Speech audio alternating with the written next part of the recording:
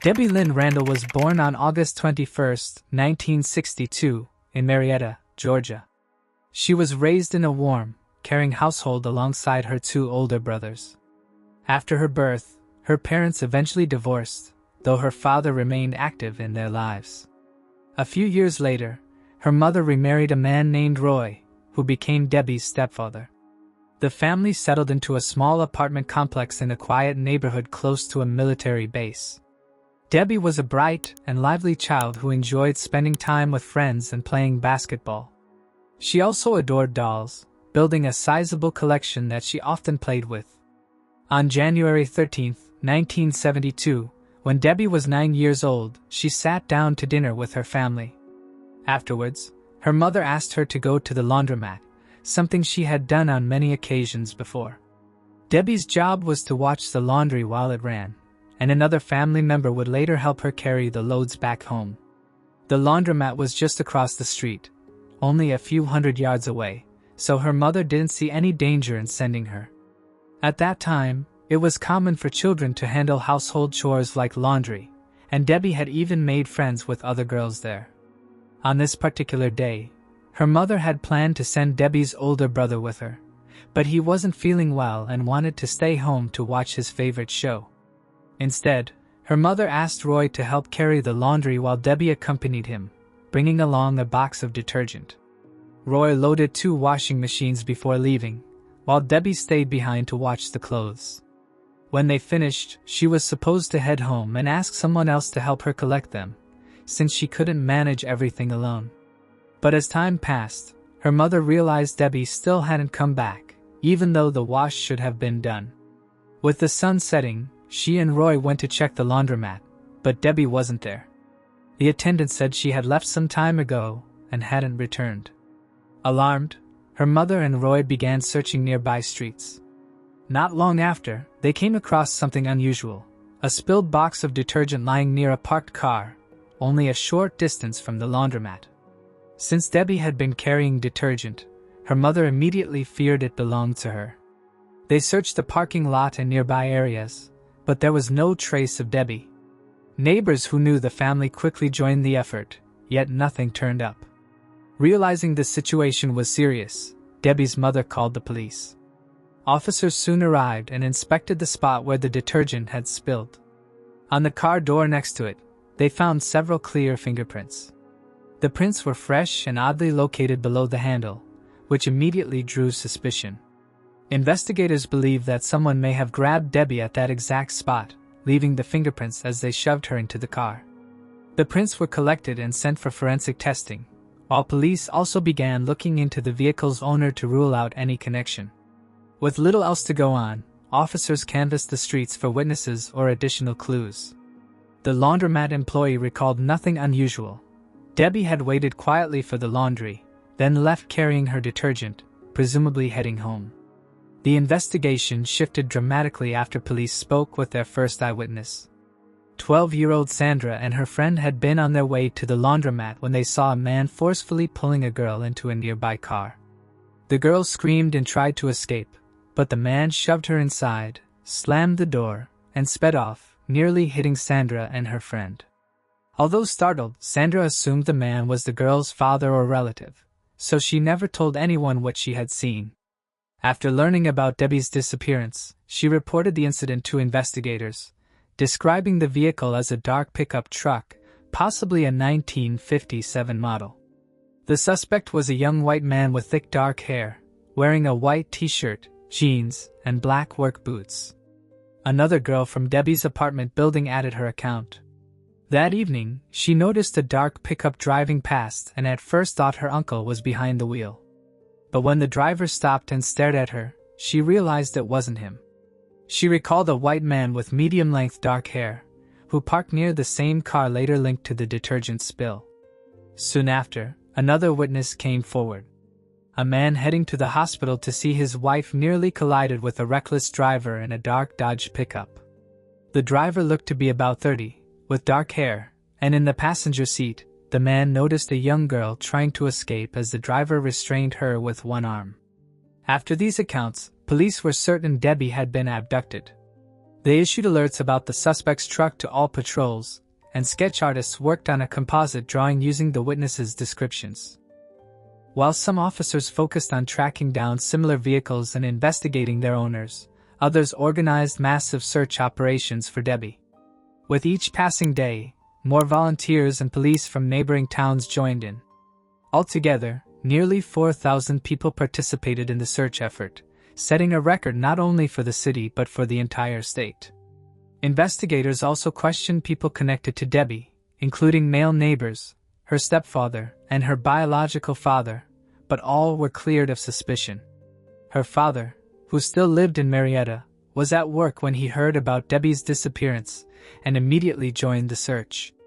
Detectives also reviewed the records of convicted criminals living within a few miles of her home, but none of them fit as possible suspects.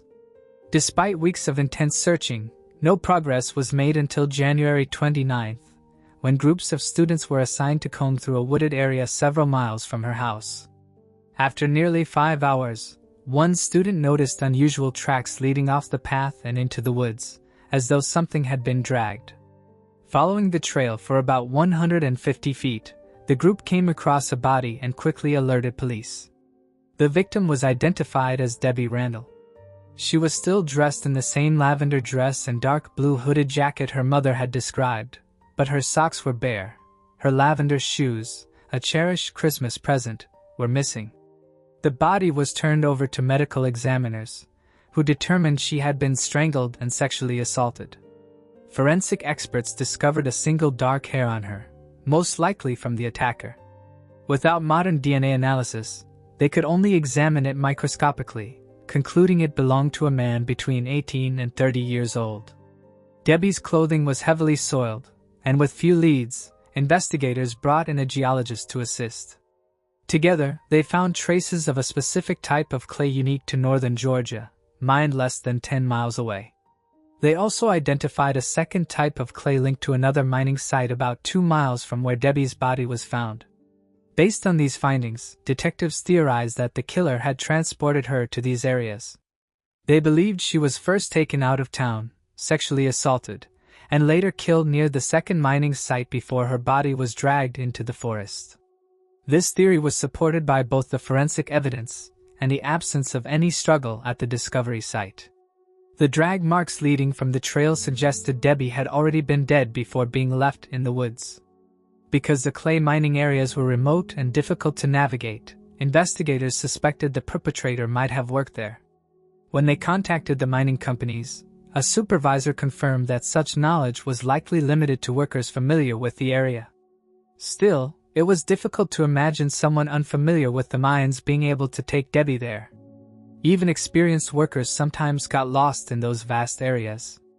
Police investigated employees from both mining operations, searching for anyone matching the suspect's description or vehicle, but no useful leads emerged. They also compared the fingerprints lifted from the car near the abduction site to every suspect they checked, yet none matched. News of Debbie's brutal murder devastated the community, and thousands attended her funeral to pay their respects. Meanwhile, police continued the investigation, but every lead ended in a dead end, and the case went unsolved for years. Detectives reviewed dozens of suspects without finding a connection, but for lead investigator Morris Nix, Debbie's case was personal. Just 19 years old at the time of the crime, Nix had been involved in the investigation from the beginning, and he pursued it throughout his career. Over time, he narrowed his focus to 4 primary suspects. When the FBI developed its DNA database, forensic experts extracted a profile from the hair found on Debbie's body and submitted it. However, no matches came back, suggesting the killer either had no prior convictions or his crimes predated DNA collection requirements. In 2015, 43 years after the murder, the case was reopened. Detectives re-examined Debbie's clothing, preserved in evidence storage, and using advanced technology, they detected degraded biological material belonging to an unidentified man. The sample provided only a partial DNA profile. In 2018, Debbie's mother, who had long held on to hope for justice, gave an interview. She explained that after Debbie's murder, She could no longer bear to live in the apartment filled with painful memories and eventually moved away. The lack of progress year after year had worn her down, and her final wish was to see the case resolved before her time was up. Sadly, that wish was never fulfilled. Just weeks after the interview, she died of cancer at 78 years old and was buried beside her daughter. Sandra, who had been just 12 years old when she witnessed the abduction, later shared her story in an interview. She admitted that she had carried the weight of guilt her entire life, constantly blaming herself for not doing more. Sandra said she always believed she could have stopped the man that day, even if it meant sacrificing herself and taking Debbie's place. In 2019, the local police department received additional funding that allowed them to request a more advanced re-examination of Debbie's clothing. This time, forensic experts successfully extracted a complete DNA sample. Yet again, the perpetrator's genetic profile failed to match anything in the FBI's database. Around the same time, Debbie's father also gave an interview. He revealed that not a single day had passed in all those years when he didn't think of his daughter. He kept a small box of her photographs and mementos, saying his only hope was to be reunited with her in heaven. Sadly, in 2022, not long after the interview, he passed away. That same year, detectives shifted their entire focus to the one solid lead they had left: DNA. They partnered with a Florida-based company specializing in genetic genealogy, a new investigative tool. All of the biological evidence collected over the decades was sent in for analysis. Using the perpetrator's DNA profile, experts began searching public genetic databases to locate relatives of the unknown man. Because family members share significant genetic similarities, these databases can detect even distant relatives.